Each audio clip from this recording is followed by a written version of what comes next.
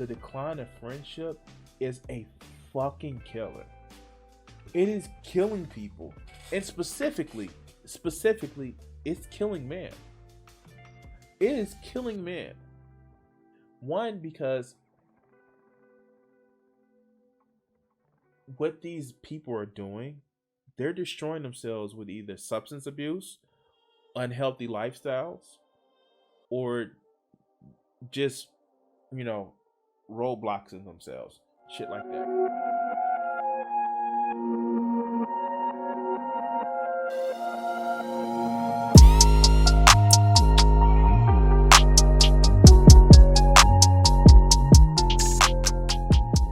What's up, guys? This is me, Crimson6062. I want to say thank you to my patrons. If you want to help out the channel, please hit that like button and subscribe. Also, if you want to become a patron, the link is in the description. Please help this channel grow, and we can actually spread the word. If you've been watching the stream today,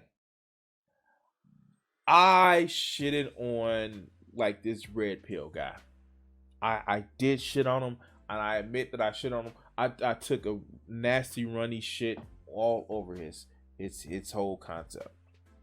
And the reason why, because I feel that that's playing into a narrative of just, it's playing into a narrative of bitterness and loneliness and isolation and atomization that feeds into the capitalist machine. Because if you is all about you, and I know I said it the way I said it, but if you are all about you, then you deserve certain things. You need to buy you certain things. You need to show you certain movies.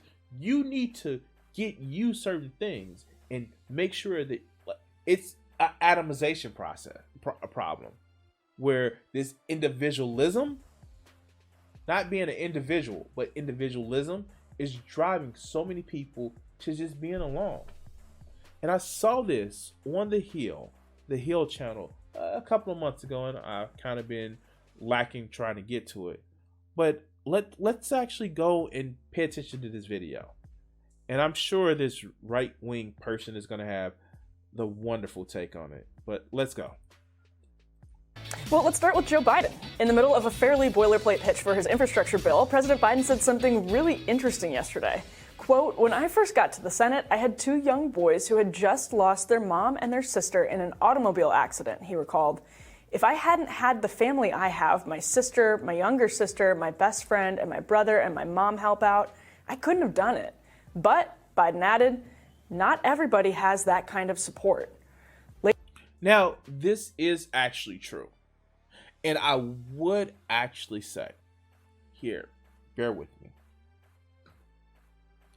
I'm not a big fan. I don't have too many issues with my family. I'd say like this. My family have different beliefs than what I do, but there's no contention. There's no animosity between me and my family. That being said, I know a lot of people do, and a lot of people can't relate to their family. A lot of people don't have a family structure. Sometimes it's for bad reasons. Sometimes it's just that they just don't have that family structure. And when you don't have a network of people around you, when you don't have a network of people that actually help support you, life is fucking hard. No one man is a fucking island, and that shit gets you. It's harmful to you. You actually feel it. And to be fair, that Biden is bringing this up lets you know that this isn't a new problem. That people just don't have these things around them. But let's let Emily finish talking. Later in his trip to Illinois, the president expounded on that point. People can't make it by themselves, he said. Biden, of course, is currently in the midst of selling the bill's family leave proposal, so he's leaning on his experience to argue the federal government can strengthen these networks of family and friends by raising taxes to cover 12 weeks of family and medical leave at a minimum of 2/3 of weekly wages. Wow. Wait, when was this? July 8th, 2021, where Biden was actually campaigning for his Build Back Better bill that actually advocated for 12 weeks of mandatory 2/3, which should be full payment of family medical leave. What? Here it is, October, and you don't hear shit about it other than what does Cinema want, what does Mansion want. Fuck those two in particular. Okay, I'm sorry. Okay, let's go. Now that's a specific policy debate with competing research and reasonable arguments on either side. But Biden is right to frame this issue in the context of family and community support.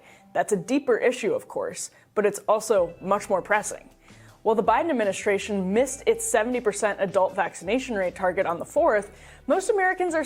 All right. So I'm going to take this time and you hear, I'm one of them. Please go get vaccinated, please. I admit that I just got my first shot probably like a couple of weeks ago.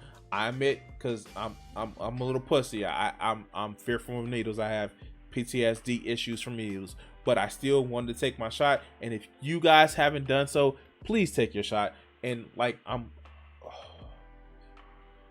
I'm going around a week and a half from now to get the other one. Guys, send me your thoughts and prayers, but we know that doesn't do anything. But yeah, no. Send me your you can do it type shit. All right, let's go. Are settling into post-pandemic life.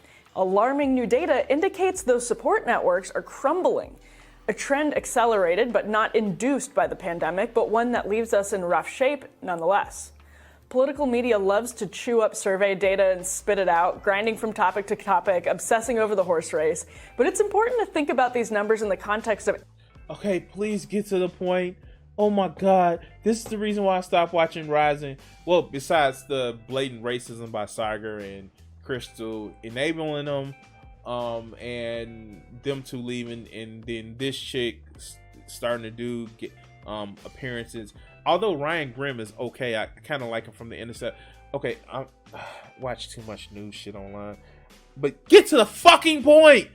Okay. Everyday life in America. They affect how we vote, sure, but they also affect our quality of life in immediate ways that abstract debates in Washington do not. So here's the survey that the Center on American Life reported on in its latest American Perspective survey.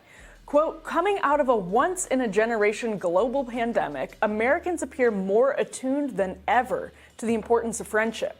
However, despite renewed interest in the topic of friendship and popular culture in the news media, signs suggest that the role of friends in American social life is experiencing a pronounced decline. All right, so this is the point that I want to get to, even though I read it. So here's the thing. And everybody who's saying I can do this, it's great and it's fun, and thank you for that. But I admit I'm a little pussy that I even had to have my mother go with me. I'm not ashamed of that because I'm fucking scared of needles. And you know what? I think a lot of things too. I think a lot of these people who scared of getting the vaccination are just fucking scared of needles, but they don't want to admit that shit. But that's just me. That's my hypothesis, not a theory, because theories are something else. But I want to actually get with this, and this is ironic coming from this. There are so many people that are so fucking lonely. They are so fucking lonely. And to be honest with you, when you actually deal with this shit, the decline of friendship is a fucking killer. It is killing people. And specifically, it's killing men. It is killing men. One, because what these people are doing, they're destroying themselves with either substance abuse, unhealthy lifestyles, or just, roadblocks in themselves. Shit like that. And this is one of the things, I'm going to go back to this video, but this is one of those things that actually helps out the incel community, having friends outside of that toxic ass fucking community. Because when you're around people, and yes, I get it, you want to touch a titty. Like, I'm speaking specifically for incels who aren't just closeted and don't like women and feel that their masculinity is tied into getting women. But yes, I get it. You want to touch titty. I want to touch titty. There are women that like touching titties. There are men that don't really like, that aren't heterosexual, but they still enjoy titties. Everybody enjoys titties. But I digress. Loneliness is a fucking killer. It is a killer. It is hurting. It is hurting. It is hurting. And are some of these people do have mental health issues that are causing it to be more exacerbated? Yes. But let's get back to the video. Now, I just want to take the time to just to say this shit. But let's get back to the video. The May 2021 American Perspective Survey finds that Americans report having fewer close friendships than they once did, talking to their friends less often, and relying less on their friends for personal support. That's all according to the organization. Writing for National Review, Survey Center founder Daniel Cox analyzed the data. Quote, "This friendship recession is particularly bad for men," he observed. This is true. The percentage of men with at least 6 close friends fell by half since 1990, from 55% to 27%. So her own data proves the point far better than the stupid shit that she said. It's not just a pandemic. Literally, we have been seeing this decline, and it shows in the study from the 90s. When all this red pill shit and all this MRA and mixed house shit started to bubble up.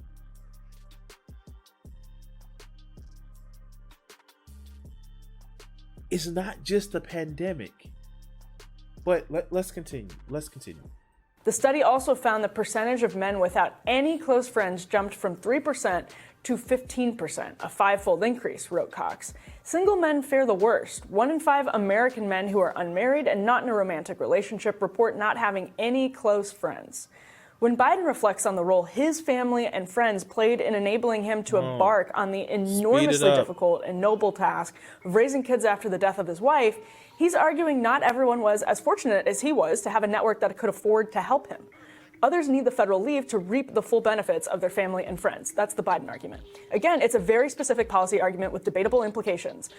Wait, no, it's not debatable implications. You just put a study showing that people need this Family Medical Leave Act. You just put up a study saying that people need somebody around them to help them. You just put up a study. Did I just not see the study? Did you guys see the study? It literally was in a study that it actually helps. And the problem is people are missing out on connections with others. So it's not debatable. Your own study that you put up forth as evidence shows this. But it's debatable because it's going to cost rich people and corporations money. That's why it's debatable. Men are, roadblocks in themselves, and you're seeing more and more people lonely, and you see that the friendship divide is going up. But those motherfucking profits, we got to keep those profits going. It's not debatable. Humans are a social species. Not all the time, because some humans are just fucking trash, and you just want to fucking roadblocks they ass. But for real, your own study just proved you fucking wrong. But let's continue. Less debatable is the reality that many of our communities are crumbling thanks to the interplay of economic and cultural decay.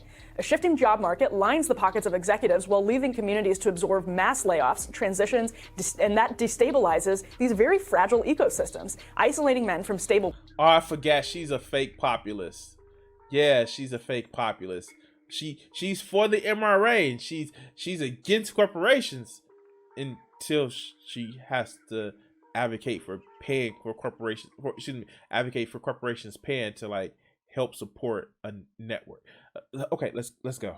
Work environments, which then has an effect on the women they date and marry, and then creeps into everything from churches to bowling leagues, as Robert Putnam famously observed decades ago. This, of course, happens vice versa to women as well, but it is clearly happening more in the former direction at this moment. Culturally, it's impossible to dismiss the effect shifting norms around sex have played in chipping away at marriage rates. Wait, what does norms around sex have to do with anything?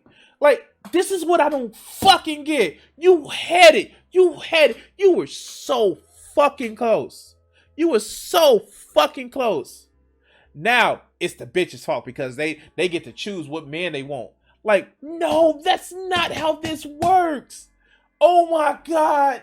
Oh my God. Oh my God. Oh my God. Like, oh my God. Okay. What does the fact that women have more choices have anything to do with the fact that we have an atomized, isolating society? What does that have to do with anything? How is that destroying this fabric of the society? Because a woman gets to choose? Because people ain't 100% straight? Because they can choose to have same-sex relationships or multiple relationships? What does that have anything to do? If men's ego, if they so sense of self was so wrapped into always being on top, always being the where they are catered to a point where if they don't get this specific type of relationships when they need to, then they are isolating. Then we need to rewrite what we expect of man. Gone are the fucking days. Gone are the fucking days where we need to start teaching our men, teaching our boys that, hey,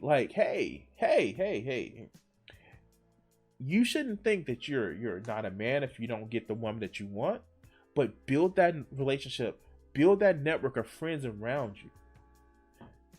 Hey. Just because you don't have the status that you want as far as top of the fucking world, what matters is having a good, God damn, I feel like, and here, they would do it. I feel like, look, check it out. How many people watch Naruto? And specifically Naruto Shippuden. I was just watching somebody react to the conversation that Kushina was actually having with Naruto. Which is like, hey, you know what? Hey, the world's a big, bad place and it can be lonely, but get you some friends and you would actually be good. These motherfuckers don't get it. Oh my God. Oh my God. What does a woman having to choose who she wants to spend her time with have anything to do with the crumbling of society? Either men are so extremely weak that their fragile egos can't take having to actually be a person for a woman to like, or women are stronger than what you guys give them credit for.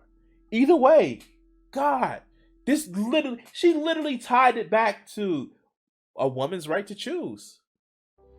Not just on abortion, but if she wants to have the specific penis of this motherfucker or not. I'm done.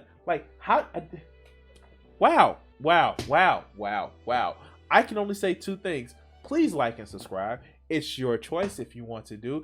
I'm releasing this as a video clip. If you would like to share it to one of your friends and just explain how the hill is trash, yeah, thank you. Also, if you're in chat, please hit that like button. It really helps out the channel. It helps out the channel a lot. And if you want to actually do a monetary donation, you can actually link my Streamlab. You get my Streamlab links up top.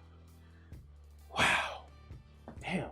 And we're gonna cut this segment here.